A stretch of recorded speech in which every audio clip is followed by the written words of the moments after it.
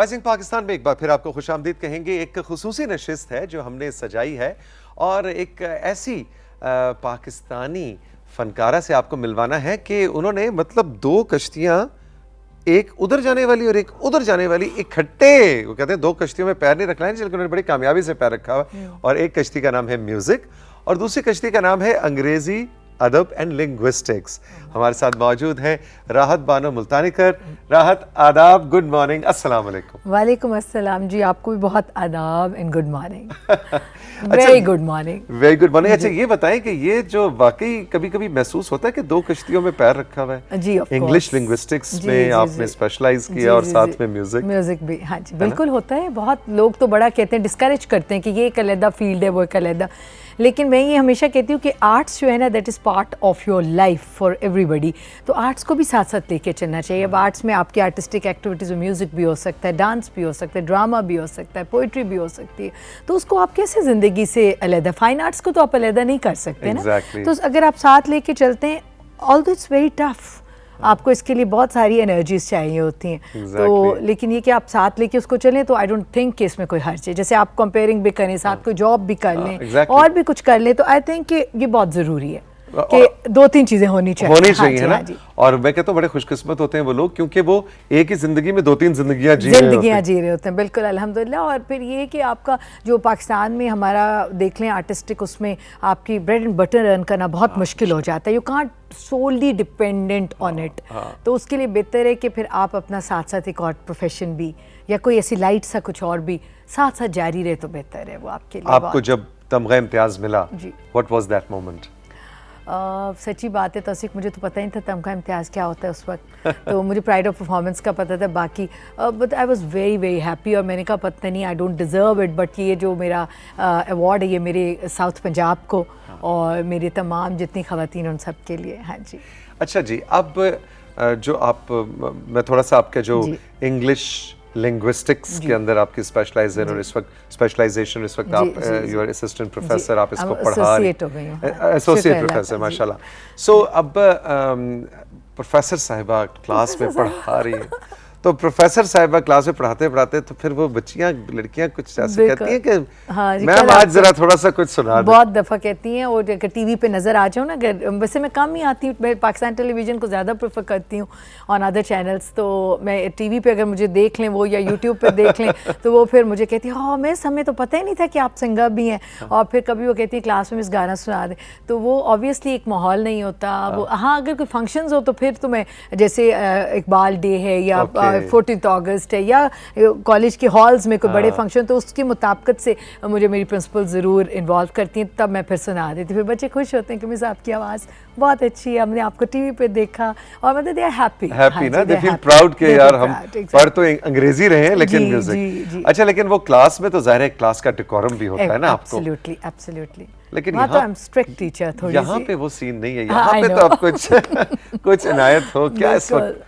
बिल्कुल, जो आपका दिल जैसे आप मुझे कहेंगे वैसे मैं तो वैसे ही चलूँ। कुछ भी जो भी आपका इस वक्त आप राइजिंग पाकिस्तान के सुबह व्यूअर्स के साथ सुबह सुबह जो भी आपका इस वक्त मन कर रहा हो, बस वहाँ से आ जाइए। बहुत सारी चीज़ें देखें, पहचान हमारी सराइकी से, लेकिन मुझे उर्दू भी बहुत पसंद है, उर्दू गज़लें बहुत पसंद है। मैं तो कहता हूँ सराइकी का कुछ सराइकी का। अच्छा चलें, ठीक है। तो सुबह सुबह तो सबसे पहले फिर दुआ करते हैं पाकिस्तान के लिए। हमारी सराइकी एक बहुत अच्छी दुआ है, खड़ी देनिया सनेड़े इन्हां लोगों को, अल्लाह आन बसावे साड़ियाँ झोंका को। सनेड़े कहते हैं मैसेज कि मैं दुआ मांग रही हूँ कि अल्लाह ताला हमारे मुल्क की, झोंके means our country, our house, इसको आके बसाए वो। हाँ जी, तो वो मैं आपके क्या खूबसूरत concept.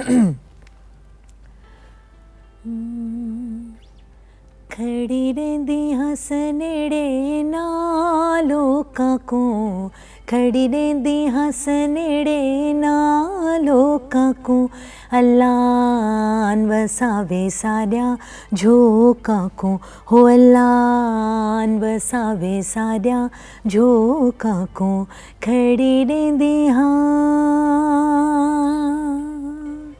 Very nice, very nice. अच्छा, आपकी वालिदा स्ट्रिक्ट टीचर थी? जब उस बचपन में आप उनको जी। मेंटोर कर रही थी, हाँ जी और सिखा रही थी, सख्ती? अम्मी बहुत स्ट्रिक्ट हैं गाने में। अम्मी कहती थी कि सब काम छोड़ दो, कॉलेज स्कूल, पहले मुझे कहा कि अपनी पढ़ाई मुकम्मल करो फिर गाना।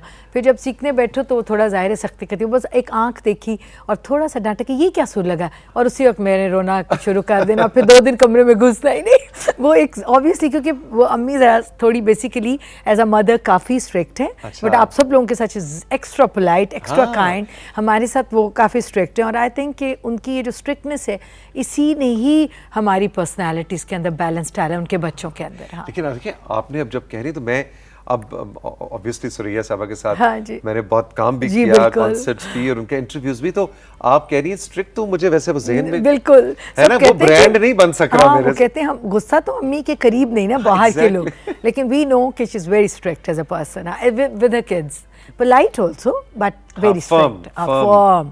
सुबह मुझे ये कहा कि क्या पहन के जाना है, बाल कैसे बनाने हैं, और मतलब उनको बड़ा होता है। बेशक मैं उनकी नहीं मानी, वो कहते हैं बंधे हुए बाल हो, हमें खुले पसंद है। तो आप मुझे कहती बहुत ज़्यादा नहीं खोले, मुंह पे बाल नहीं आ जाए। यानी उन्होंने एक एक चीज़ देख, जूता क्या है, मतलब हमें बेशक हम अपनी मर्जी करते हैं, लेकिन वो बहुत पर्टिकुलर। नहीं, नेल्स नहीं बढ़ाने, नेल पॉलिश नहीं लगानी। मैंने अभी ऐसे लगाई क्योंकि परसों मेरी एक फ्रेंड ने कहा कि तुम शो में ऐसे गा रही थी, तुम्हारी नेल पॉलिश नहीं थी। तो वो काफ़ी स्ट्रिक्ट है इस बारे में कि हाँ, स्टिल बाल ज़्यादा गोल्डन नहीं उनको पसंद, खुले हुए नहीं पसंद, डार्क लिपस्टिक्स नहीं पसंद। मतलब वो कहती ज़रूर है कि ये कैसा लिबास है, ये कैसा जूता है। और मुझे ये लगता है कि कभी तो ज़ाहिर है जब हम छोटे होते हैं तो माँ बाप की ये छोटी छोटी जो हमें रोकते हैं ना, तो हमें एक अजीब सा लगता है और एक अजीब सा लगता है कि ये क्या कह रहे हैं। लेकिन मुझे अब आके लगता है कि तो बहुत कमाल की चीज़ें जो आपको कोई नहीं बताता, एग्जैक्टली उन्होंने बतानी होती है। हाँ जी।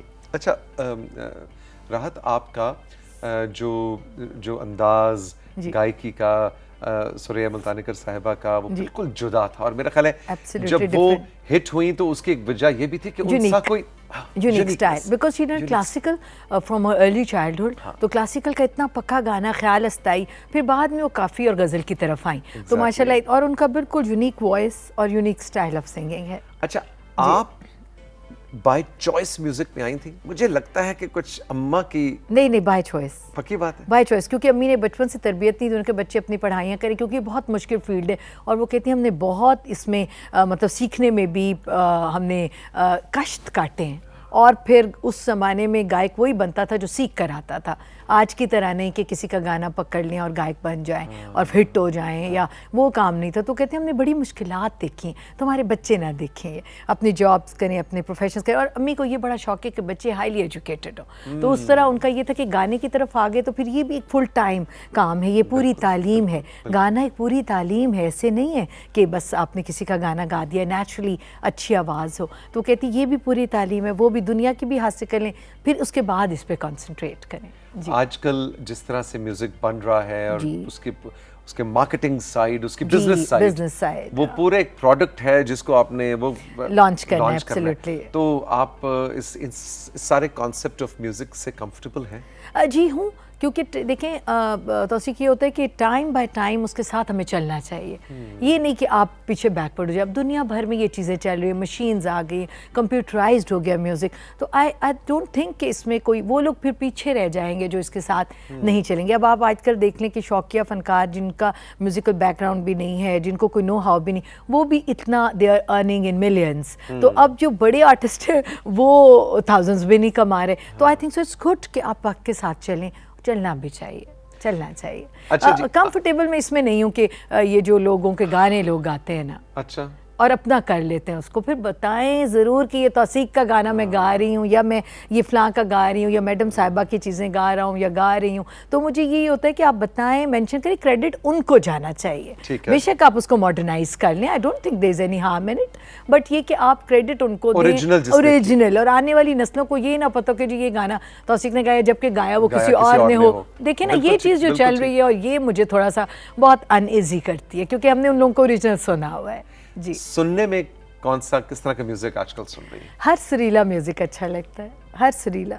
और पुराने गाने ज़्यादा अच्छे लगते हैं। इलेक्ट्रॉनिक भी, हाँ, ट्रांस भी, हाँ वो भी पार्टी म्यूजिक भी, पार्टी म्यूजिक भी, जो अच्छे गाने हैं वो भी बहुत पसंद है। पाकिस्तान के हमारे बहुत अच्छे न्यू आर्टिस्ट हैं, वो इतना अच्छा गा रहे हैं, बहुत सारे नाम है मुझे पता भी नहीं होता, बट अच्छा गाना होता तो फिर सुनते हैं, कानों को अच्छा लगे तो ज़रूर वो सुना जाता है। हाँ जी। अच्छा, आप अगर आप इस वक्त कोई एक पुरानी चीज़, क्योंकि देखें ना आपकी जुड़त है, आप की वालिदा और आप लोग जुड़े हुए हैं अल्हम्दुलिल्लाह, सराइकी बेल्ट से, पंजाब पूरे से, और साउथ पंजाब से, साउथ पंजाब से खास तौर पे, क्योंकि आपने पंजाबी भी गाया है, सराइकी भी गाया है, उर्दू भी गाया है, सो वो जो जुड़ना है वो बड़ा इनक्रेडिबल है, वो बड़ा जरूरी है। चाहे आप जनाब अंग्रेजी अदब में एमफिल कर लें, तो पीएचडी कर लें और प्रोफेसर, हमारी पहचान तो वही है ना, वो जो जुड़त है ना वो बड़ी, और वो अहम भी बहुत होती है। वो हमेशा अब हम लोग सराइकी बोलते हैं हमेशा, मुझे उस ज़बान ने बहुत बेनिफिट किया। अगर मैं अपनी ज़बान छोड़ देती तो मेरी पहचान ना होती। तो मैं सराइकी के प्रोग्राम्स भी करती हूँ, सराइकी म्यूज़िक भी गाती हूँ, क्योंकि जो पहचान है उसे नहीं छोड़ना चाहिए। जो हम हैं, जो हमारा मज़हब, जो हमारा मुल्क, जो हमारा ख़ित्ता है, उसके साथ जुड़े रहने में आपकी बहुत ज़्यादा पहचान भी है, और उसमें आपकी वो जिसे कहते हैं ना बका, सर्वाइवल भी होता है। एग्जैक्टली, हाँ। एक नस्ल से अगली नस्ल के अंदर आप डिसओन करते चले जाएंगे तो obviously there is no end. Poetry Saraiki, जब कोई बैठते हैं जो पुराना फोक, वो जिसके बारे में बताएं कि ये जो इतनी मीठी, जो कहते हैं मीठी ज़बान, मुझे मेरा ताल्लुक रेडियो पाकिस्तान से रहा बहुत, तो हम लोग हमेशा कहते थे कि मुल्तान बहावलपुर का जो ब्रॉडकास्टर है ना, वो उर्दू भी बोलता है ना, तो उसके अंदर एक मिठास है, बिकॉज़ वो सराइकी स्पीकिंग है। हाँ जी, ये क्या चक्कर है? ये पर्शियन और सराइकी में यही है कि ये दोनों ज़बानें बहुत मीठी हैं, सॉफ्ट हैं बहुत ज़्यादा, इनके अंदर सख्ती नहीं। अगर आप बहुत गालियाँ भी दे रहे हैं, नाराज़ भी हो रहे हैं, गुस्सा भी कर रहे हैं, तो उसमें भी एक नरमी का तासुर आता है। लड़ाई में भी, हाँ लड़ाई में भी आता है, ज़ाहिर है वो डायलेक्ट्स चेंज हो जाते हैं। जैसे ज़रा आप अपर पंजाब की तरफ जाते हैं तो डायलेक्ट ज़रा सख्त हो जाते हैं, जितना आप साउथ की तरफ जाते रहें और मीठा और धीमापन आ जाता है उसके अंदर। राइट, तो ये इसका जो फ्लेवर है वो शायरी के अंदर सुनने में मुझे बहुत, बेशक ठीक है ना, कई बार आपको बहुत ही जिसे कहते हैं गूढ़ा सराइकी का शेर भी हो ना, लेकिन उसको सुनने के अंदर उसकी जो उस लैंग्वेज की अपनी एक म्यूजिकलिटी है, और उसके अंदर एक बड़ा रिदम, और आपको एक बड़ी मेलोनेस जिसे हम कहते हैं ना, सॉफ्टनेस, वो आपको इसके अंदर मिलती है, नरमी मिलती है। हाँ जी, ख्वाजा साहब का कलाम है। अब जैसे आपने जिक्र किया, तो ख्वाजा साहब ने इतनी बड़ी बात भी ऐसी खूबसूरती से कह देते हैं कि वो जो आपके दिलों में उतर जाती है। अब मैं आपको एक उनकी छोटी सी काफ़ी का वो बताऊंगी। जैसे आपने कहा अगर आपकी जुड़त है ज़मीन से, तो ख्वाजा साहब अब तकब्बुर के बारे में कह रहे हैं कि जीवन तेरी ढाई वो यार, 60 घत फ़ख्र बधाई वो याद। 60 का मतलब होता है गिरा दो, फेंक दो। जीवन तो समझते जीवन के दिन ढाई हैं यार, फेंक दो फखर बड़ाई ओ यार। अब मैंने आपको उर्दू में ट्रांसलेट कर दिया इसको, बस very simple, very close to Urdu, बड़ा अच्छा। तो हाँ जी, मैं आपके सामने पेश करती हूँ।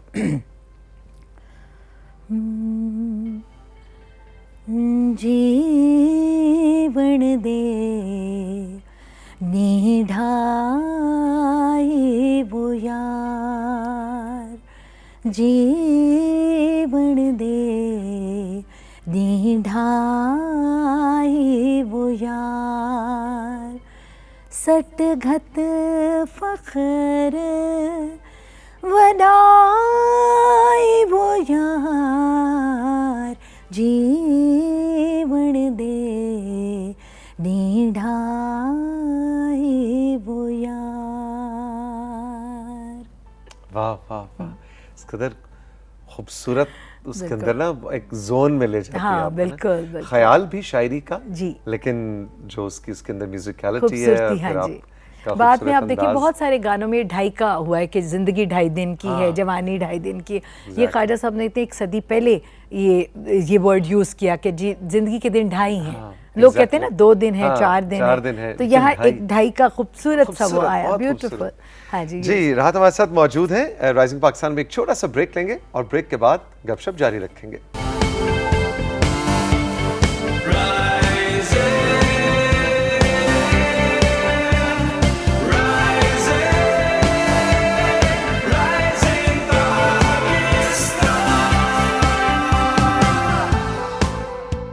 राहत बानो मुल्तानिकर हमारे साथ मौजूद हैं आज राइजिंग पाकिस्तान के सेट्स पे। अच्छा राहत, मैंने देखा कि बड़ी दुनिया में बहुत से म्यूज़िक होते हैं, जापानी म्यूज़िक से लेकर तालवी तक, अंग्रेज़ी से लेकर फ़ारसी तक। हमारे साउथ एशिया के अंदर ये बड़ा है, और खासतौर पे मैं देखता हूँ पाकिस्तान में कि कोई सिंगर अपना करियर मुकम्मल नहीं समझता जब तक वो पाकिस्तान के लिए गाना ना गाए। Absolutely, absolutely. ये क्या नेचुरल होता है या ये नेचुरल करना पड़ता है? ये नेचुरल है। जैसे एक नात है कि वो ज़रूर इंसान ने पढ़नी है कि वज़ू सल्लम की आपने मदह सराई करनी है, इसी तरह ये जब तक हम वतन का गीत नहीं गाते ना, अपने आप को बिल्कुल इनकम्प्लीट समझते हैं। Really this is a passion for the love of country. ये और ये ज़रूरी है कि इसको एक्सप्रेस करना है हमने, क्योंकि पाकिस्तान है तो हम हैं, हमारी तो कोई वैल्यू नहीं, हम जहाँ भी जाते पाकिस्तानी कहलाते हैं। तो उस तरह इससे, और फिर अपने वतन की जो मोहब्बत है भाई, मुझे तो इतनी ज़्यादा है कि तौसीक मैं किसी बाहर मुल्क जाऊँ ना तो तीसरे चौथे दिन से मुझे उदासी शुरू हो जाती है। अपने मुल्क के लिए, अपनी मिट्टी के लिए, यहाँ अपना प्यारा मुल्क बस बहुत प्यारा है, बहुत प्यारा है, जितना भी कहूँ बहुत प्यारा है। हाँ। अच्छा, आपने Pakistan national songs national song आज ही गाए, और मैंने एक वीडियो का प्रोग्राम बना, तो वो फिर मैंने सबसे पहले ये कहा कि मुझे पाकिस्तानी अपने मिली नगमे का वीडियो खुद लिखवाया, फिर उसको कंपोज करवाया और फिर उसको वीडियो भी बनवाया। साहिर अली बगा ने उसको किया, और एक हमारे बॉय हैं कासिम रज़ा, उन्होंने उसको लिखा, और फिर ये बैठ के हमने डिसाइड किया ऐसे लाइट सा, मैंने कहा कुछ लाइट सा बनाए। अच्छा। उन्होंने बड़ा क्यूट सा बनाया कि घर, हाँ, हो करम करम मेरे मौला, हो करम करम मेरे मौला, हो करम।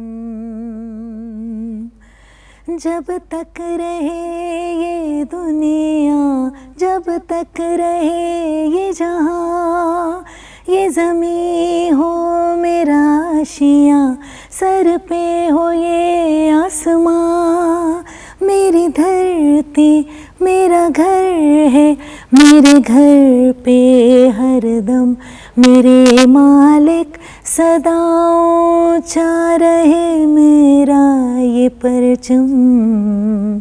हो करम करम मेरे मौला, हो करम करम मेरे मौला, हो करम करम मेरे मौला, हो करम।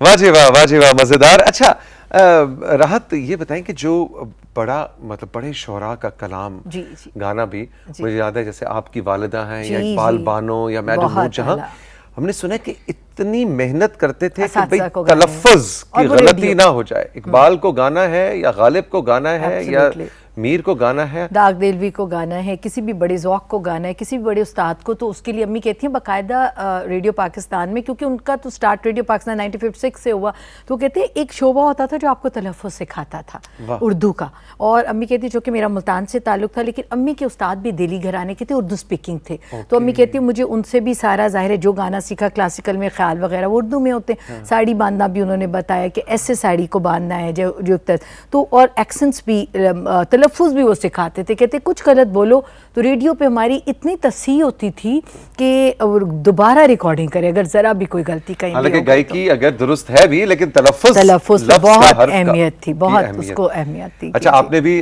गालिब को, मुझे बहुत पसंद है गालिब से, तो बड़ा एक उनका मशहूर कलाम मुझे बड़ा पसंद है, कोई उम्मीद बर नहीं आती, कोई सूरत नजर नहीं आती। तो वो मैंने जरा थोड़ा सा इनायत हो। कोई उम्मीद बर नहीं आती, कोई सूरत नजर नहीं आती, कोई उम्मीद बर नहीं आती। एक बहुत अच्छा कलाम है और बहुत मुश्किल जी, बहरवी में इसकी वो है, और मैंने नई ट्यून बनवाई थी क्योंकि माशाल्लाह सब लोग गाते हैं, हमारे बुजुर्गों ने भी गाया, लेकिन जो नए आर्टिस्ट हैं हमारे जैसे जो नए आने वाले फील्ड में होते हैं उनको भी चाहिए कि हम कुछ ना कुछ असासा का भी गाएं। एग्जैक्टली ये बहुत लर्निंग भी होती है, और जो अच्छे सुनने वाले इसकी फरमाइश करते हैं।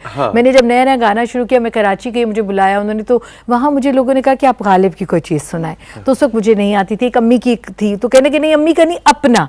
तो अब फिर मैंने आकर जब मैं आई वाज बैक टू तो देन आई रियलाइज्ड कि भी अपनी भी तो छोटी छोटी चीजें होनी चाहिए ना। तो वो बेशक बड़ों ने भी कलाम गाए, लेकिन उन्हें हम अपने भी करा लेकिन जो अच्छा सुनवैया है ना, जी जी, वो तो वाकई वो जब महफिल में नशिस्त में बैठा हुआ तो वो कहता है अच्छा भाई जो भी है अपना भी कुछ सुनाओ, अपना भी मतलब कुछ ओरिजिनल, सुनाओ, जब तक बिल्कुल। ओरिजिनल और होना आर्टिस्ट चाहिए, और होना चाहिए, और आर्टिस्ट उस वक्त तक बनता भी नहीं जब तक उसकी अपनी चीजें ना हो। हाँ जी, अच्छा, वो जरूरी है अभी बात। ब्रेक में आप वो जो मुझे वाकया सुना रही थी कि कहीं जहाज में या हाँ, इवन इंडिया में आपकी बिल्कुल। वालदा के साथ ट्रैवल किया, तो वो जी, क्या जी, जी। क्या जो वो मतलब पूरी दुनिया फैंस में, किस तरह हाँ, से जहाँ रिएक्ट करते हैं कि जहाँ भी कहीं खड़े हुए तो हाँ, जहाँ भी ट्रैवल करें तो ट्रैवल करें या कहीं मुलाकात होती है, जैसे किसी के घर खाने पे भी जाते हैं तो उसके बाद खूब सारा अच्छा खाना खा के तो कहते हैं अब जी गाने सुनाओ। तो अब ये होता है कि ओवर फिल्ड होता है, तो ये जरा खाली पेट का काम है गाना भी।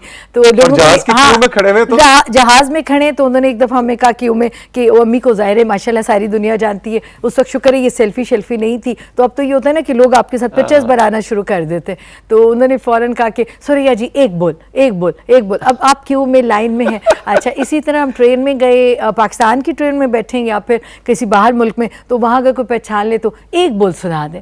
अच्छा, और इसी तरह बॉर्डर्स पे यहाँ में उन्होंने रोक लिया कि जी अम्मी को पहचान लिया, उन्होंने कहा नहीं जी गाना तो सुना के जाना वाघा बॉर्डर पे, वाघा बॉर्डर पे। तो वो फिर जो है उन्होंने अम्मी ने फिर सुनाया। ये तो हमारे साथ हमेशा है कि आर्टिस्ट हमेशा प्रिपेयर्ड होते हैं, ये हो ही नहीं सकता कि कहीं वो जाए और उसको गाने का ना कहा जाए। हाँ एग्जैक्टली। लेकिन फिर वही बात है कि जो लाइव गाने आजकल के आर्टिस्ट शायद थोड़ा सा शराब घबराते इसलिए भी हैं कि वो लाइव गाने की उस वजह से प्रैक्टिस नहीं होती ना। अब तो आपका हर गाना, मैं तो कहता हूँ जो आप बज़ाहिर एक सिंगर का सुन रहे होते हैं, हर गाना दो गाना है। पूछे वो कैसे? वो ऐसे कि एक आप गा रहे होते हैं, कुछ हिस्सा आप गाते हैं, कुछ कंप्यूटर गा रहा है। हाँ, लेकिन फिर वो यही है ना कि तौसीक के गाना तो वही है जो आप लाइव परफॉर्म करते हैं। असल गाना तो वही है जो आपने लाइव गाना है। बाकी ये जो कंप्यूटर की हेल्प से हम लोग कर लेते हैं, वो फिर का तो इतना नहीं होता। वो तो आपने वहाँ उसने हमें सहल पसंद कर दिया है, आसानी हो गई है। तो जो ओरिजिनल आर्टिस्ट है ना, वो तो फिर लाइव ही गाएगा ना, 2 घंटे, 1.5 घंटा, 2.5 घंटे, 3 से 4 घंटे वो परफॉर्म करेगा। ऐसे सुरैया जी को तो ये बिल्कुल भी पसंद नहीं आते होंगे एक लाइन वाले। अम्मी उनकी तो समझ में नहीं आता कि ये गाने क्या हैं, ये कैसी रिकॉर्डिंग्स हैं।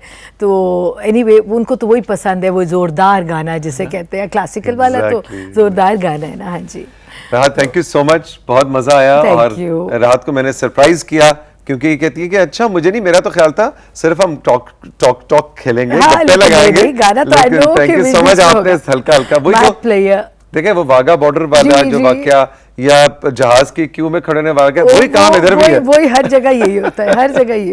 अच्छा, चलते फिरते भी लोग कहते हैं कि गाना जरा सुनाते जाए, तो बट ये कि कभी लोगों को भी थोड़ा ये ख्याल हो कि माहौल अच्छा होना चाहिए, आर्टिस्ट भी कंफर्टेबल हो। तो हर जगह तो मुश्किल हो जाता है जी। थैंक यू वेरी मच, बहुत मजा आया, खुश रहें आप, जीती रहें। थैंक यू सो मच, आपका बहुत बहुत शुक्रिया। आपने राइजिंग पाकिस्तान में राहत बानो मुल्तानिकर की बातें सुनी, इनके गाने सुने, इनकी वालिदा को भी हमने एक तरह से ट्रिब्यूट दिया, उनको भी हमने उनकी भी बातें की हैं। सो आप खुश रहें, जहां रहें, फिर किसी मेहमान के साथ फिर मुलाकात होगी। खुदा हाफिज।